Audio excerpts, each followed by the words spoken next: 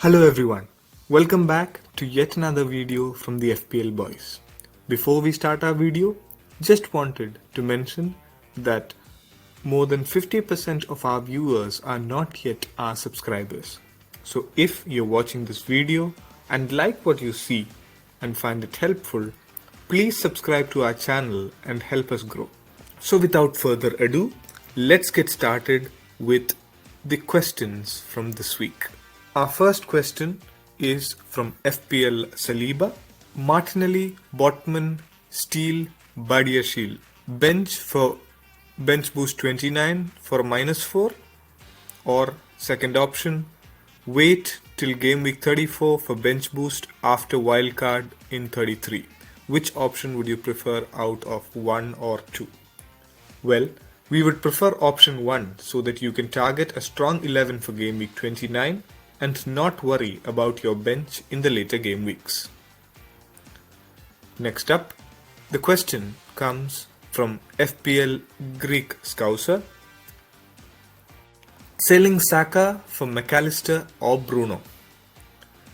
Well, this decision entirely depends on your team. Our advice would be not to move on from Saka, but if you were to sell, then get Bruno over McAllister. Next up, Vishrut is asking Bruno for Saka, Maddison for Martinelli, Shaw or Estupinian for Zinchenko, Steele for Ward if he doesn't start. Which moves are good to go? Well, it's pretty straightforward. Keep Saka, get Maddison, get Estupinian, and for the goalkeepers, we think that there are better options than Jason Steele available in the game. Our next question is from our friend Matt. He is asking bench boost in game week 34. A very good option, but ideally depends on your team. The question you need to see your team and ask is, does your optimal game week 29 bench boost team plus your optimal game week 34 team outscore your optimal game week 29 team plus optimal game week 34 bench boost team, and that will help you make your decision. Next up, Aiden is asking, is Salah worth bringing in for anybody from this list? March, Mitoma, Maddison, Odegaard, Rashford? Looking to take potential risk. My rival is a Liverpool fan and has Salah. He's benefited from his Liverpool buy so many times in the last couple of game weeks. From the list that you have mentioned, Aiden, none. We wouldn't bring in Salah over any of the players that you have mentioned.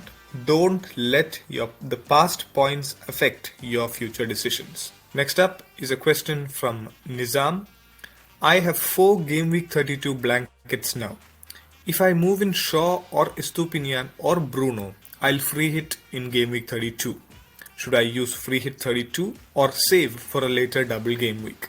Nizam, we think bringing in Shaw and Bruno will benefit you both in game weeks 29 and 34. And with this strategy, free hit 32 is the best option that you have and the most optimal. And our advice always will be not to leave it too late. Our next question is thinking of not getting Bruno and instead getting Benrahma to afford Haaland next game week and later Benrahma to March in the next double game week.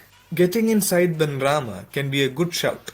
He is a great differential with him on penalties, and West Ham having great fixtures in game week 29, and also they play in game week 32 as well. Bruno isn't as much a priority as Haaland for this next week. Next question, sell or keep Ivan Toney? Bruno in for Saka, second Brighton midfielder for an Arsenal midfielder. Keep Toney. We would not advise to bring in Bruno for Saka, but would do it if it is any other Arsenal midfielder. It would then be a good move considering the great fixtures that United have. We would also go for a Brighton midfielder over an Arsenal midfielder. Brighton are amazing in attack, with one of the best stats in the league. Arsenal's fixtures turn after this game week, and this could be a risk worth taking. Next up, FPL Bems is asking, Reese versus Chilwell versus Shaw. Who is the better pick for double game week 29? Luke Shaw is the best option amongst the three options mentioned here. Chelsea have conceded a very high expected goals in the last couple of games, and even though Chilwell did look threatening in attack, a defender should be primarily bought for his clean sheet points first. So for now, go for Shaw.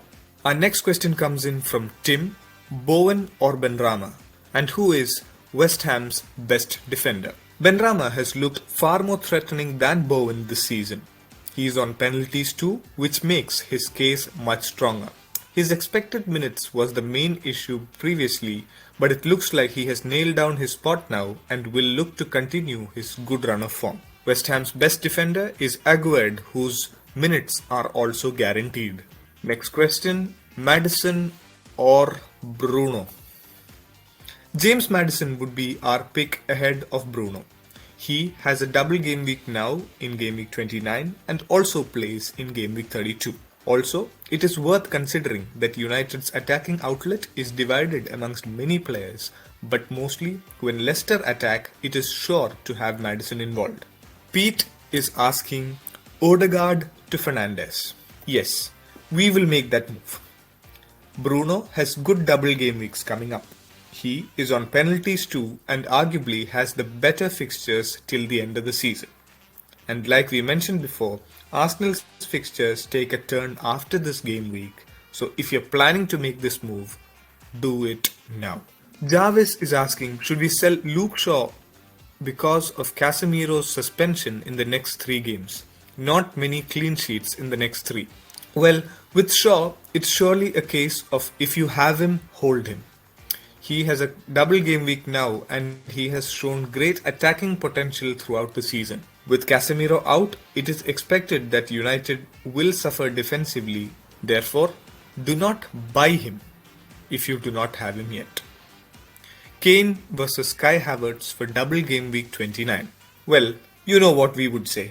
Definitely Harry Kane. He is just so consistent and of course he's on penalties. He is involved in almost all of the goals that Tottenham score, so it's surely a no-brainer. Shreyan Adhikari is asking top 3 goalkeepers for this week, leaving out Pope. -4 for Ward to De Gea or Kepa and Tarkowski to Estupinian. Is it justifiable? Also, should I take another -4 for Saka or Odegaard to Fernandes? Our 3 goalkeeper picks apart from Pope for this game week would be David De Gea, Keylor Navas and Alphonse Areola. Both the moves mentioned for the -4 are worth doing since it has a high upside due to the double game weeks 29 and 34. Last question for this video comes in from Kylan. How many Arsenal assets should we be keeping? Can personally see the advantage of only having Saka and selling the others for double game week players. Yes, one Arsenal asset is enough for now. And you're absolutely right. Saka is our choice too, with him being on penalties and with less chances of rotation. His X minutes are never a threat. That's it from the boys for this video. If you liked what you saw, please like, share and subscribe to our channel and keep supporting us. Thank you and all the best for the coming double game week.